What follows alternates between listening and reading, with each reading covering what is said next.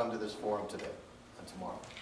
Whether they come or not, most of them replied that they're out campaigning. It's going to be difficult for them to be here, but some said they will try and come for part of it. So if you see anybody with a little yellow thing at the bottom, little yellow strip, you want to ask them where they're from. They might be your new legislator. If it's blue, it's a vendor or a sponsor. And if it's red, it would be somebody from the press.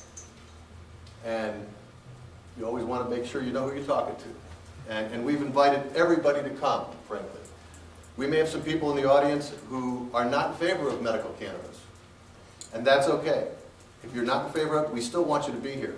Because what we want you to do is be able to hear another side of the story that perhaps you've not heard yet. If you're already involved as a patient or a caregiver, you have a lot of concerns about what's going on in the state right now. You know, what's going to happen with this new legislation? Well, we're going to give you some guidance today, at least in terms of what we as an association have been doing towards that end to make sure that the rights of the patient are not forgotten. A couple of other things. If you've not picked up one of these at the front desk, these are our vendor tables, and the vendors are still coming in. Some are coming in from out of town, so over the course of the next day or so, more tables will be set up there. But we encourage you all to go up and have the vendor's initial that you visited them then, put your name and address and phone number on the back, and these will be for door prizes. So all the completed forms, we will have a drawing on Monday afternoon for a number of different door prizes. So there's an incentive to try and do that. Speaking of things that you might want to look at too, in the other breakout room and in the hallway, we've got a number of donations that have been made by different companies and individuals, and that's for a silent auction. So if you legibly write your name and the telephone number and the price that you would like to put down on a silent auction. And does everybody know how a silent auction works? In case you don't, let me explain it. First person puts down, they would like to buy this for, or get this for $20. The next person says, I can do better than that. I want to do it for $25. The third person says, I want to do it for $40, or whatever the numbers happen to be. There's some very good prizes. Look very closely at them. There's, I think, ski boots. I believe, Ed, what's the big prize? The pig? We do have a live pig that actually somebody donated for us, and it will come dressed. You just have to pick the color too. What? It's in your room. Oh, it's in my room. We didn't bring her with us, though. Just her picture. So, what's a pig worth nowadays? I guess it depends on the size of the pig.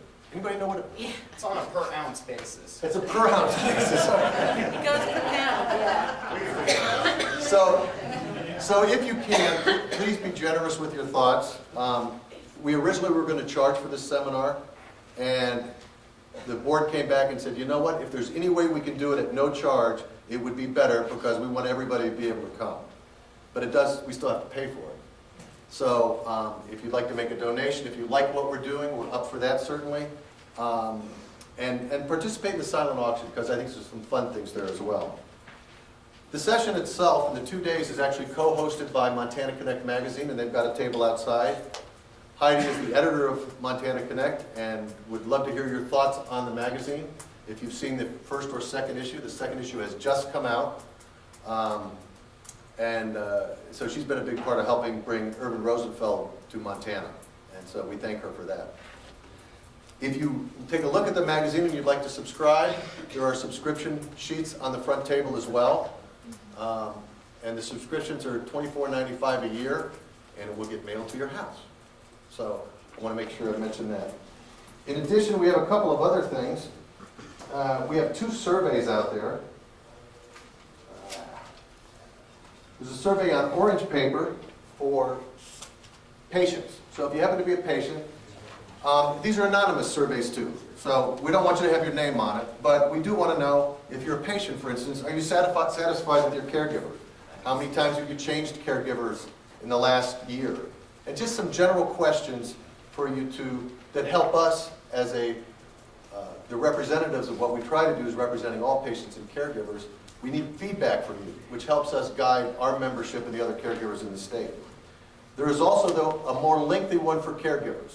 So if you're a caregiver, you've not picked up one of these, we're really looking at one survey per organization. So if you're part of a company with 3 or 4 caregivers, then please fill out one, just so we get good, accurate numbers on our survey. There are these surveys. There's a box for surveys on the registration table. And these cards, there's a fishbowl upstairs in the breakout room which is the Clark room. So unfortunately, we didn't get everything in the same place. So upstairs in the Clark room, right up the spiral staircase, is where the vendor booths are, the vendor tables are, and there's just a few there. Now there'll be more later on, as I said. But when you're done with it, drop it in the fishbowl in that room. Let's see. I do need to mention that we do need to be aware that this is a no smoking hotel, and the hotel has requested that if someone needs to smoke or medicate, that they would go 30 feet from the building. That is their hotel policy, that there's no smoking of any kind near the building itself. So we'd ask that you respect that. We'd also ask that perhaps you not congregate as groups if you're medicating, because as we know, a lot of people have a problem with that. And we're going to talk about that in some of the sessions today in terms of how the public views those that are involved with medical cannabis.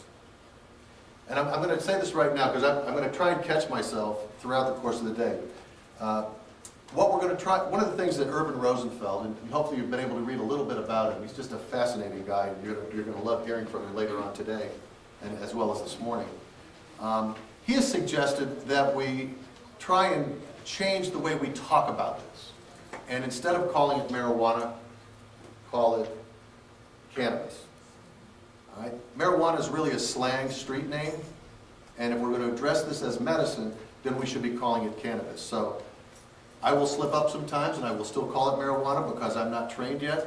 But I'd ask you to think about that every time you hear it used in the context of what we're doing as cannabis rather than marijuana. Our tagline for this particular conference is "No patient left behind." It is so critical. We have 2 patients, former patients, in the state of Montana that have both lost their lives, referenced out in the by the registration desk. We'll be talking about that a little bit later today as well. But it's so important, this medicine is so important for people that need it, that we just have to make sure that it's available to them to where it's safe and where they can actually get it as well. A little bit about our purpose today. One of the things we found is that education is critical for this. And that's education not only for patients on how to medicate. I mean, many of us caregivers have patients who have never used any type of cannabis or marijuana in their lives. But they may be at their later ages, their later stages of life. They may have cancer.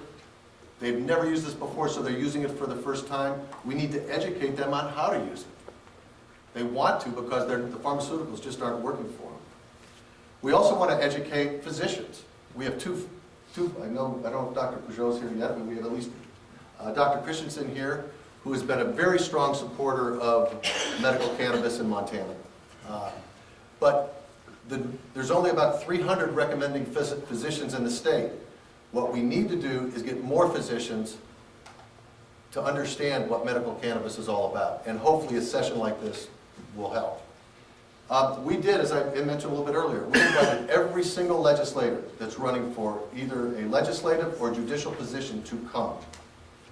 I will tell you that a number of them on both sides of the aisle, this is not a Republican or a Democratic, side of the issue. I mean, there's Tea Party members who are caregivers. There's a number of Republicans that are caregivers. There's Democrats that are caregivers.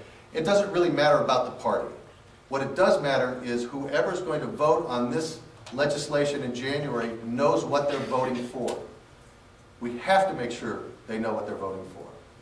Because if they don't, it's not going to be done right. So part of this session is to encourage them to come. Those that have replied to us and said, geez, I'm not going to be able to be there. I'm on the campaign trail. Can you please send me information? absolutely, we will be doing that. We will also be taking portions of what's going to happen over these 2 days on the road. We're going to do a road show on that as well after the election. So it's our goal to make sure any legislator is informed. And so we encourage all of you here, and by the way, this is being podcast across, it's live on the internet now. So I want you all to be aware of that. The cameras are all facing forward. So if you don't wish to be filmed, sit in the back, because you could likely be picked up on film and broadcast throughout wherever it's broadcast to. All right? The one thing that we're not about here, I mean, there's a lot of talk among the medical cannabis community saying, well, if they just make it legal to be easier. And of course, there's the other side that's saying, well, if they just prohibit it and totally, then we wouldn't have anything to worry about. Well, regardless of which camp you're in or which side you're on, that's not what we're about here right now. We're here as it looks, as it's a medicine. If it becomes legal sometime, that's a whole different story. But that's not what we're about to do. We're about medical cannabis. All right, so I want to make sure that we're clear on that. And it's really about the right of the patient. Patients have a right to have the medicine that will work for them. And we'll be getting into a lot of that stuff for the day. But the important thing is to make sure no patients left behind. Real quick on the agenda.